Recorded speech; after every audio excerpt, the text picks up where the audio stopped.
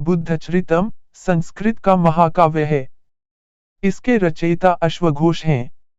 बुद्धचरित का कथानक प्रख्यात कोटि का कथानक है।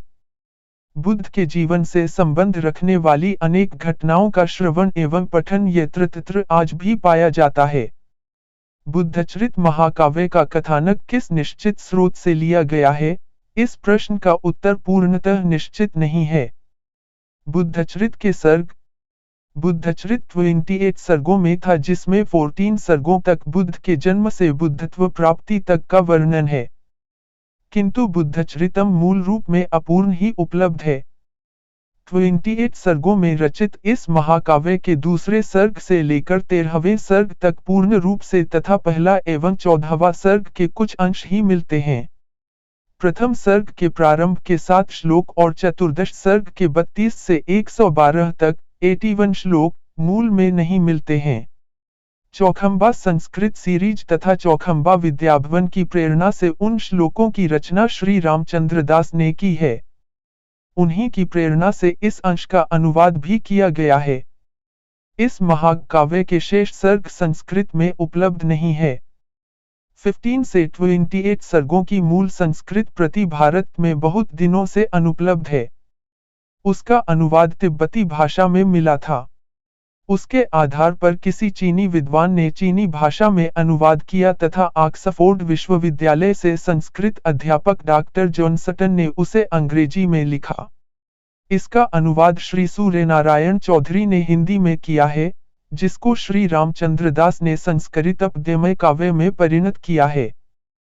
प्रथम सर्ग भगवत प्रसूति नामक इस सर्ग की महत्वपूर्ण कथा बुद्ध के जन्म की है, जिसमें बताया गया है कि इक्ष्वाकुवंश रूपी समुद्र में शुद्धोदन नाम का शाक्यों में एक राजा हुआ। उसकी पत्नी का नाम माया था।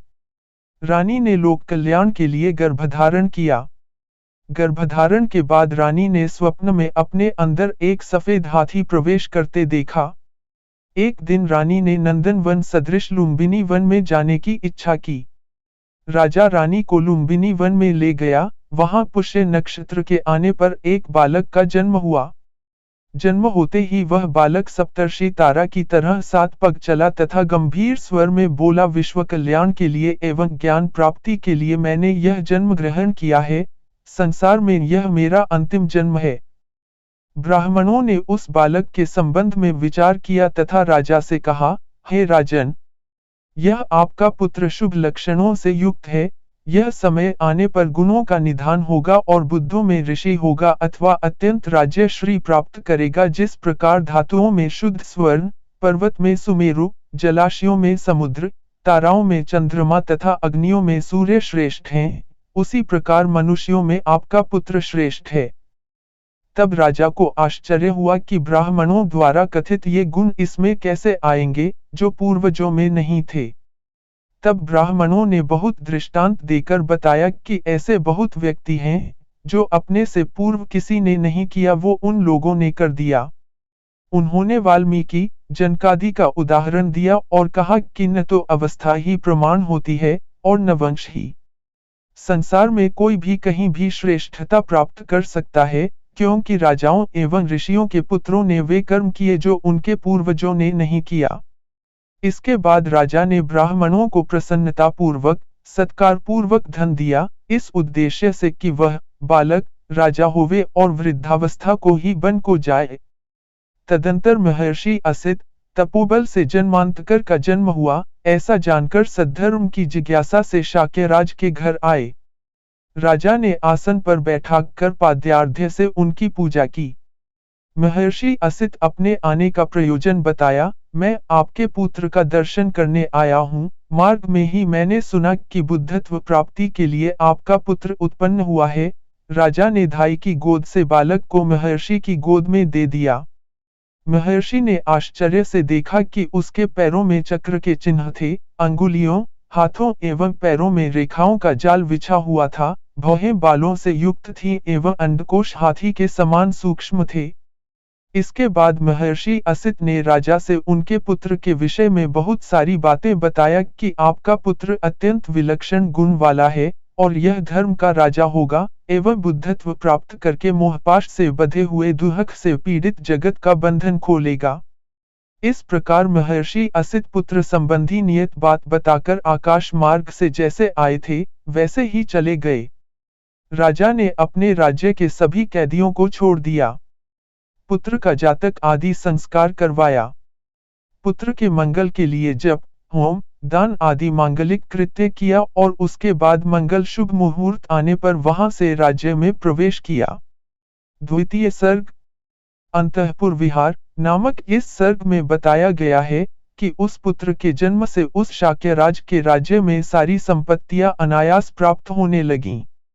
वह राजा प्रतिदिन धनधान्य, हाथी घोड़ों से इस प्रकार बढ़ने लगा जिस प्रकार जल के प्रवाह से नदी बढ़ती है। उसके राज्य में केवल सन्यासियों ने ही भिक्षावृत्ति की, अन्य किसी ने नहीं किया। उसका राज्य चोर और शत्रुओं से रहित था। सूर्यपुत्र मनु के राज्य की तरह उसके राज्य में उस बालक के जन्म से हर्ष का संचार हुआ, पाप का अनाश हुआ, धर्म प्रज्वलित हुआ, कलुषता मिट गई। बालक के जन्म के कारण राजकुल की ऐसी सर्वार्थ सिद्धि हुई कि राजा ने उसका नाम सर्वार्थ सिद्ध रखा। उस बालक की माता माया देवी अपने पुत्र का देवर्षि सदृश विशाल प्रभाव देखकर उत्पन्न हर्ष को न संभाल सकी, अतः निवास के लिए स्वर्ग चली गईं।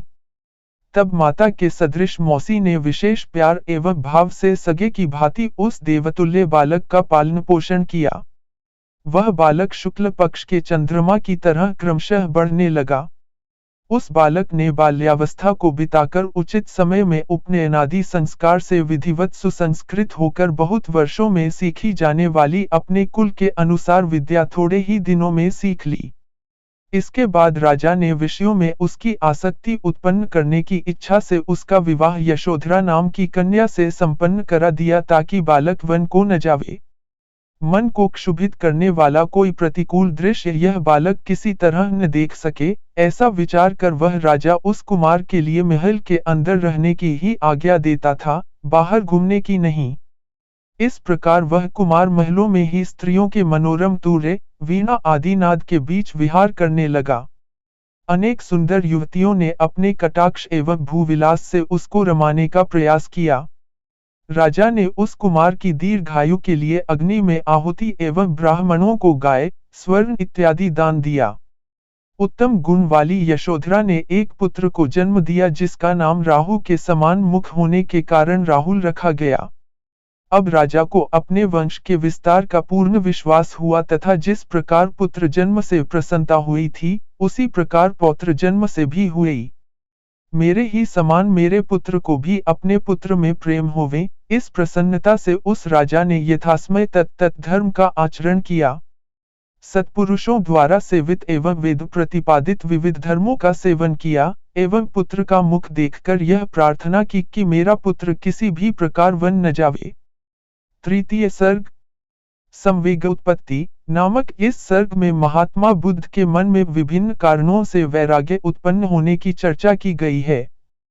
बताया गया है कि किसी समय सिद्धार्थ ने वन के विषय में सुना कि कोमल तरिणों से संपन्न है और वहां के वृक्ष कोयलों के विवाद से विवादित हैं तथा कमलों के तालाबों से सुशोभित गीत से निबद्ध हैं।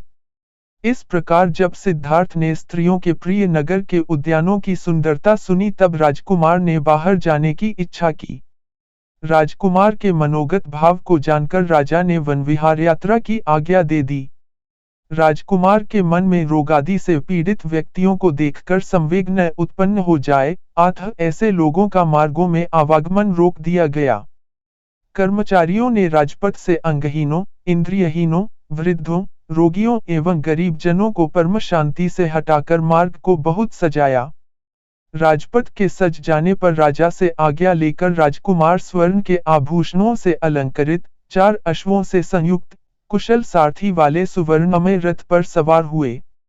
नगर के लोगों ने उसका अभिनंदन किया। स्त्रियां उसको देखने की इच्छा से अटारियों पर चढ़ गईं। राजमार्ग पर जाते समय राजकुमार को वन में जाने के लिए प्रेरित करने हेतु शुद्धाधिवास देवयोनि विशेषों ने एक वृद्ध पुरुष का निर्माण किया। तब राजकुमार ने जर्जर से उस व्यक्ति को देखकर स्तब्ध होते हुए सारथी से कहा, हे सूत, यह कौन मनुष्य आया है? सफेद केशों से युक्त, हाथों में लाठी पकड़े हुए, भौहों से आंखें ढंकी हैं, शिथिलता के कारण शरीर झुका है। क्या यह विकार है, अथवा स्वभाव या अनायास ऐसा हो गया है? इस प्रकार बुद्ध के द्वारा पूछे जाने पर देवताओं के प्रभाव से बुद्धिमोह को प्राप्त उस सारथी ने बिना कुछ छिपाए उस अवस्था के विषय में सब कुछ बता दिया। सारथी ने कहा, रूप को नष्ट करने वाली, बल के लिए विपत्ति स्वरूप, शोक की जननी, आनंद का निधन, स्मृति का नाश एवं इंद्रियों का शत्रु यह जरावस्था है, जिसने इसे तोड़ डाला है। ऐसा कहे जाने पर राजकुमार ने सारथी से पूछा, क्या यह मुझे भी दोष होगा? तब सारथी ने कहा, आयुष्मान, यह किसी को नहीं छोड़ती, अतः आपको भी अवश्यंभावी है। इस प्रकार सुनकर वह कुमार उद्विग्न हो सारथी से रथ लौटाने को कहा। सारथी ने रथ लौटाया और महल में प्रवेश किया। जराजरा का चिंतन करते हुए जब राजकुमार को शांति नहीं आई तब राजा की आज्ञा से दूसरी बार भी पुनः उसी क्रम से बाहर गया। अनंतर व्याधिग्रस्त दूसरे मनुष्य का भी मार्ग में उसी देवों ने निर्माण किया। तब राजकुमार ने फिर सारथी से पूछा कि दूसरे का आश्रय लेकर दुखित स्वर में जो मामा चिल्ला रहा है, यह कौन है? तब सारथी ने बताया कि हे सौम्य, रसादी धातु के प्रकोप से बढ़ा हुआ रोग नामक यह महान अनर्थ है, जिसने इस समर्थ को भी पराधीन कर दिया है। तदनंतर राजकुमार के द्वारा पूछे जाने पर कि यह रोग इसी को हुआ है या सबको होता है, सारथी ने कहा कि यह रोग सबको होता है। इस प्रकार के सारथी के वचन को सुनकर उद्विग्न मन राजकुमार ने फिर रथ लौटाने को कहा और रथ लौटकर महल में प्रवेश किया। राजकुमार के लौटने पर राजा का मन बहुत दुखित हुआ कि कहीं यह पुत्र मुझे छोड़ न दे। राजा ने पुनः सारथी एवं रथ का परिवर्तन कर राजमार्ग को सजवा कर सुदृढ़ व्यवस्था कराकर भली प्रकार से मार्ग का परीक्षण कर बाहर भेजा। फिर उन्हीं शुद्धाधिवास देवों ने एक मृतक का निर्माण किया। उस मृतक को मार्ग में जाते हुए केवल राजकुमार एवं सारथी ने देखा, अन्य कोई नहीं। तब राजकुमार ने सारथी से पूछा कि 4 पुरुषों से ढोया जा रहा यह कौन है? राजकुमार के पूछने पर देवों के द्वारा अभिभूत चित्त वाले सारथी ने न कहने योग्य यह बात भी राजकुमार से कह दी कि बुद्धि, इंद्रिय, प्राण और गुणों से वियुक्त यह चेतन रहित तृण या लकड़ी के समान कोई सदा के लिए सो गया है। अभी तक प्रेमी स्वजनों ने इसे पाला पोसा, अब छोड़ रहे हैं। राजकुमार ने रथवाहक का यह वचन सुनकर फिर पूछा कि यह सबको होता है या इसी का धर्म है? तब सारथी ने बताया कि सब प्राणियों का यही अंतिम कर्म है। उत्तम, मध्यम, नीच कोई भी हो, विनाश सबका निश्चित है। इस प्रकार सारथी के कहने पर राजकुमार ने गंभीर स्वर से बोला, प्राणियों की यह मृत्यु निश्चित है, किंतु भय को छोड़कर लोग भूल कर रहे हैं। मैं समझता हूँ कि मनुष्यों का मन कठिन है, जो इस प्रकार मृत्युपथ पर चलते हुए भी सुखी हैं। अतः हे सुत, यह विहार करने का समय उपयुक्त नहीं, रथ लौटाओ। विनाश को जानता हुआ भी बुद्धिमान विपत्ति काल में विभोर कैसे रह सकता है? इस प्रकार राजकुमार के कहने पर भी सूत ने रथ नहीं लौटाया और राजा की आज्ञा से विशेष सुंदरता से युक्त नंदनवन के सामन राजकुमार को पभषण नामक वन को ले गया। चतुर्थ सर्ग। नगर की स्त्रियां नगर उद्यान से बाहर निकलकर उस राजपुत्र के पास आईं और कमल सदृश करों से स्वागत की। यद्यपि वे स्त्रियां उस राजकुमार को रागाभिमुख करने के उद्देश्य से वहां आई थीं, किंतु उसके प्रभाव से निरुद्ध होकर कुछ बोल न सकी, मात्र देखती ही रहीं।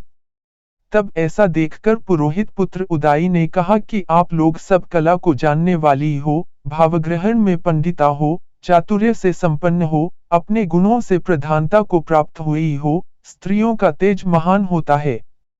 इस प्रकार कहते हुए उदाई ने अनेक दृष्टांत दिया।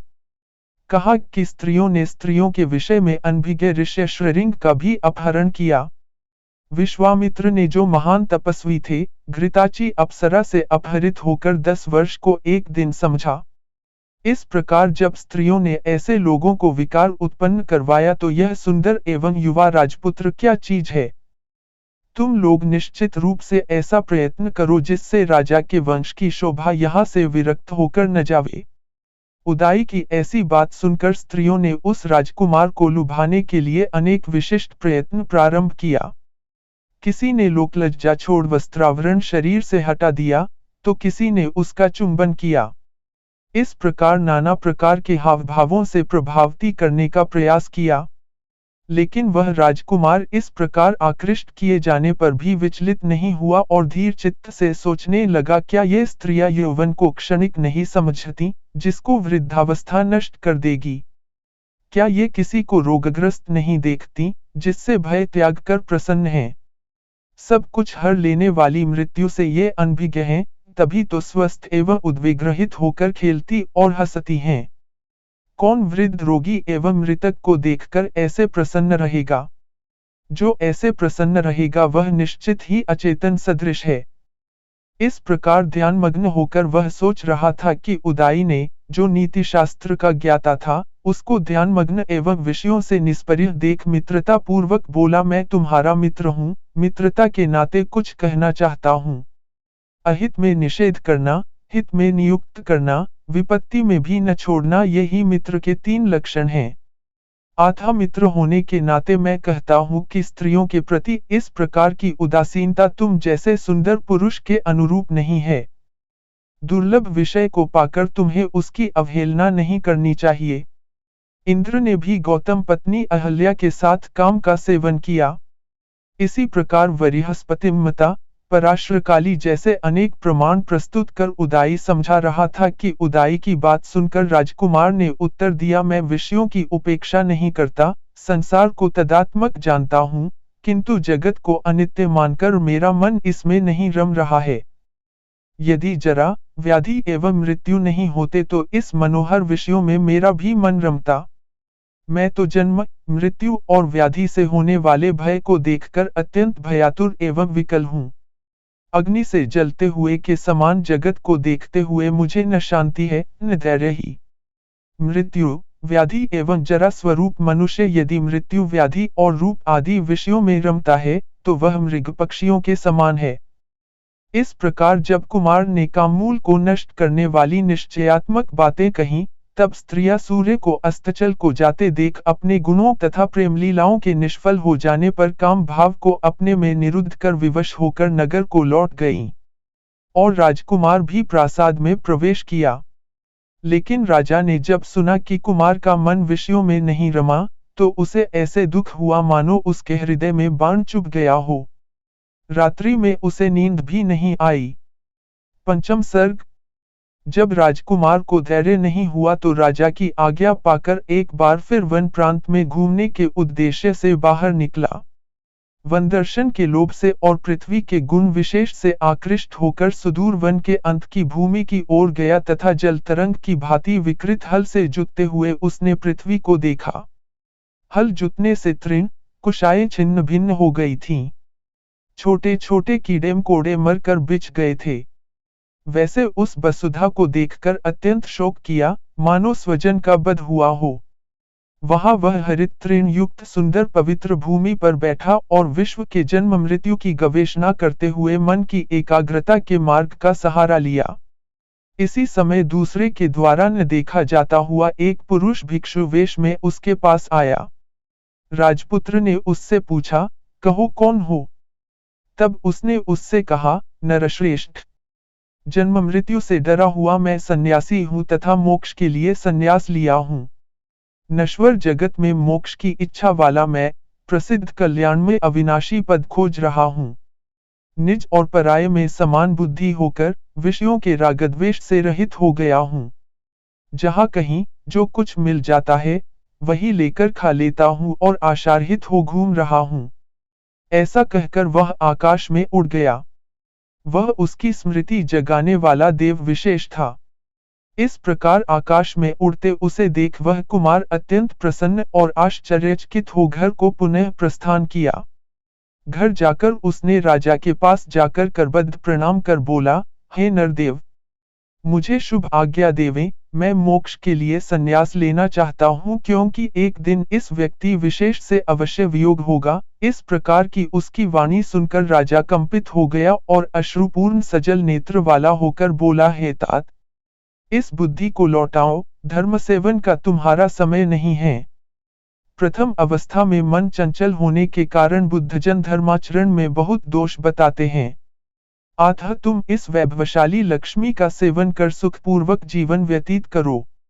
राजा की यह बात सुनकर कुमार ने उत्तर दिया, हे राजन, यदि 4 बातों में रक्षक बने तो मैं वन का आश्रय न लूं। मेरा जीवन मरण के लिए न हो, रोग मेरे इस आरोग्य को न हरे, बुढ़ापा यौवन को विक्षिप्त न करे और विपत्ति मेरी इस संपत्ति को न हरे। ऐसी असंभव बात सुनकर राजा ने कहा, पुत्र, अप्राप्य की कामना करने वाले का उपहास होता है। राजकुमार ने कहा, हे पिताजी, घर से मोक्ष की कामना वाले को भागने से रोकना उचित नहीं है। पुत्र का ऐसा निश्चय सुनकर राजा ने रक्षा की विशेष व्यवस्था की और विषय भोगों का उसके लिए विशिष्ट विधान किया। राजकुमार ने अपने महल में प्रवेश किया। रात्रि में युवतियां बाजे गाजे के साथ उसके पास उपस्थित हुईं। प्रतीत होता था मानो किसी देवश्रेष्ठ के पास अप्सराओं का झुंड आया हो। उन युवतियों के द्वारा लुभाने एवं बाजे बजाने पर भी वह नरश्रेष्ठ न तो सुखी हुआ और न प्रसन्न ही।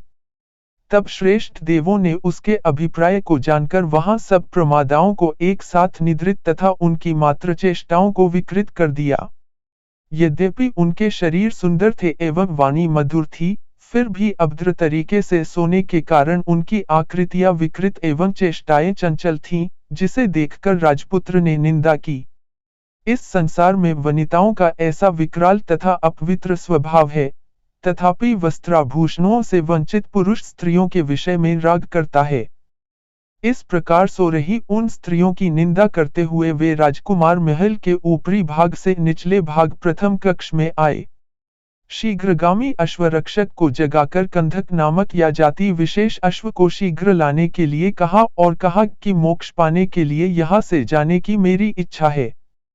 अश्वरक्षक छंदक ने अन्यमनस्क मन से ही राजकुमार की आज्ञा को स्वीकार करते हुए अश्व को लाया। तब राजकुमार उस अश्व की पीठ पर चढ़कर सिंहनाद करते हुए कहा, जन्म एवं मृत्यु का अंत देखे बिना इस कपिलवस्तु नगर में प्रवेश नहीं करूंगा। इस प्रकार उसकी बात सुनकर देवताओं ने प्रसन्नतापूर्वक प्रफुल्लित चित्त से उसका मनोरथ सिद्ध करने का संकल्प किया।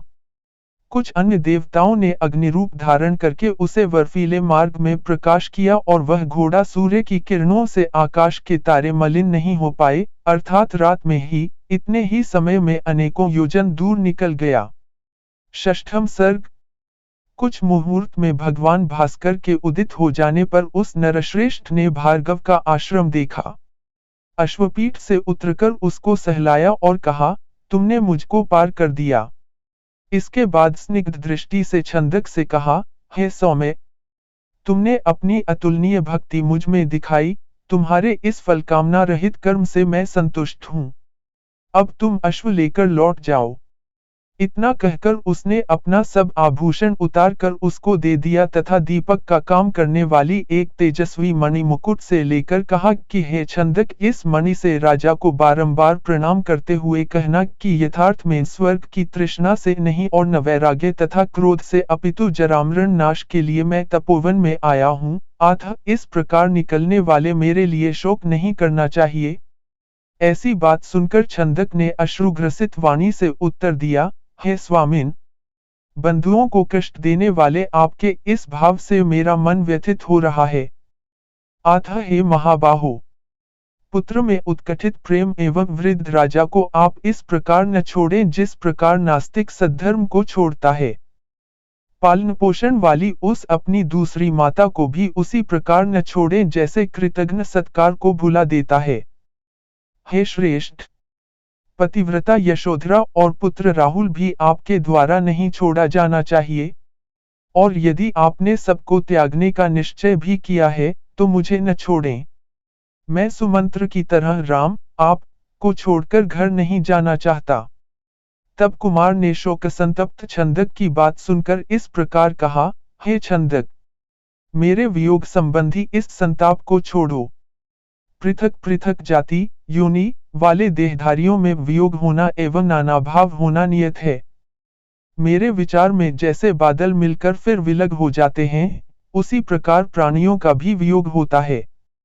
इसके बाद उसने कंधक को भी, हे कंधक, अश्रुपात न करो, ऐसा कहते हुए सांत्वना दिया और करीपान निकालकर अपने मुकुट को काटा और आकाश में फेंक दिया। देवताओं ने उस छिन्न भिन्न मुकुट को आदर से लेकर स्वर्गीय सामग्री से उसकी पूजा की। तदंतर पवित्र अंतःकरण वाला एक देवता उसका अभिप्राय जानकर शिकारी के वेश में काषाय वस्त्र धारण कर उसके पास गया। राजकुमार ने कहा कि हे सौम्य, यदि तुम्हें इस वस्त्र में ममता न हो तो यह मेरा वस्त्र लेकर तुम हमें यह वस्त्र दे दो। तब उस व्याध शिकारी ने परमहर्ष से अपना वस्त्र दे दिया। कुमार ने काषाय वस्त्र धारण किया और व्याध भी शुक्ल वस्त्र लेकर दिव्य शरीर धारण कर स्वर्ग चला गया। इसके बाद कुमार और छंदक दोनों आश्चर्यचकित हुए। काषाय वस्त्रधारी कुमार ने छंदक को लौटाकर आश्रम की ओर जाने वाले एक मार्ग से चल दिया। छंदक स्वामी के इस वेश को देखकर बहुत विलाप किया और घोड़े को लेकर केवल शरीर मात्र से लौटा लेकिन चित्त से नहीं। सप्तम सर्ग। छंदक को विसर्जित कर वन में स्वच्छंदता की इच्छा से सर्वार्थ सिद्ध सिंह के समान शरीर की शोभा वाला आश्रम को आक्रांत करके वह वहां पहुंचा। आश्रम में पहुंचते ही सभी आश्रमवासियों का चित्त उसकी ओर आकृष्ट हुआ। सब लोगों ने निर्निमेष दृष्टि से उसको देखा। निश्चल बुद्धि तपस्वियों ने भी उसको उसी प्रकार देखा। अपने मठों में वे उस समय नहीं गए। मोक्षाभिलाषी धीर उस कुमार ने स्वर्गाभिलाषी पुण्यकर्मी जनों से परिपूर्ण उस आश्रम को तथा वहां की विविध तपस्याओं को देखते हुए विचरण किया। उस शांत कुमार ने उस तपोवन में तपोधनों की तपस्या के प्रकार को देखकर तत्वज्ञान की इच्छा से कहा, मेरा यह प्रथम आश्रम दर्शन है। मैं इस धर्म विधि को नहीं जानता हूँ, अतः आपकी जिसके प्रति यह प्रवृत्ति है और जो आपका निश्चय है, मुझे बतावें। तब तपोविहारी द्विजाति ने उससे तपस्याओं की विशेषताएं एवं तपस्या का फल बताया। उन्होंने कहा कि जल में जायमान फल, कंद, मूल आदि ही मुनियों की आजीविका है। कुछ लोग पक्षी की तरह चुनकर धान्य का सेवन करते हैं। कुछ मरीगों की तरह तृण चरते हैं। कुछ लोग अग्नि में 2 बार हवन करते हैं। इस प्रकार बहुत काल में संचित श्रेष्ठ तपों से स्वर्ग में जाते हैं। इस प्रकार इन वचनों से नरश्रेष्ठ को संतोष नहीं हुआ। वह मंदस्वर से स्वगत ही कहा कि विविध प्रकार की तपस्याएं दुहक रूप हैं और तपस्या का प्रमुख फल स्वर्ग है तथा समस्त लोक बदलते रहने वाले हैं। अतः आश्रमवासियों का यह परिश्रम सचमुच में लघुफल के लिए है। तपस्याओं की परीक्षा करता हुआ उसने कुछ रात्रि वहां निवास किया और संक्षेप में सभी तपों को समझकर वहां से चल दिया। आश्रमवासी उसके पीछे पीछे जाने लगे। उसमें से एक वृद्ध ने अत्यंत आदर से कहा कि, हे सौम्य, आपके आने से यह आश्रम भर गया, आप यहाँ से जाइए मत। ये तपोधन आपको अपनी तपस्या का सहायक बनाना चाहते हैं। इस प्रकार तपस्वियों के कहने पर उसने कहा कि आप सबका धर्म स्वर्ग के लिए है, किंतु मेरी अभिलाषा मोक्ष की है। इसी कारण से इस वन में रहने की मेरी इच्छा नहीं है, क्योंकि प्रवृत्ति से निवृत्ति धर्म भिन्न है।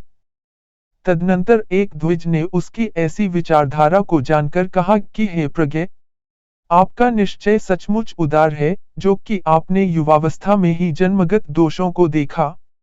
अतः आपकी बुद्धि निश्चित दृढ़ है, तो आप शीघ्र विंध्य कोष्ठ को जाए। वहां पर अराड मुनि निवास करते हैं। आप उनसे तत्वमार्ग सुनेंगे एवं रुचि होने पर स्वीकार भी करेंगे।